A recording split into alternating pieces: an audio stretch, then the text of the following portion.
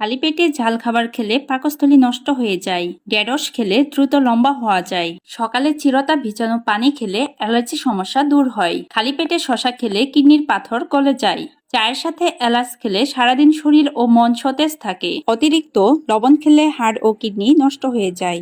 নিয়মিত কলা খেলে রাতের ঘুম ভালো হয় ও সকালে পেট পরিষ্কার হয়।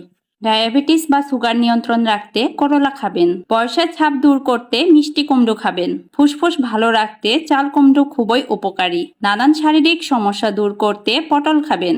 শ্বাসকষ্ট দূর করতে ঢেঁড়স খাবেন। প্রতিদিন 20 মিনিটের রোদ ভিটামিন ডি এর অভাব পূরণ করে। প্রতিদিন 2টি কাঁচামরিচ ভিটামিন এ এর অভাব পূরণ করে। কুসুম গরম পানিতে লেবুর রস ও মধু মিশিয়ে খেলে শরীর থেকে বিষাক্ত টক্সিন বের হয়। তেঁতুলের সাথে রসুন বাটা মিশিয়ে খেলে রক্তের চর্বি কমে। ক্যালসিয়ামের ঘাটতি মেটাতে মুরগির মাংস খান।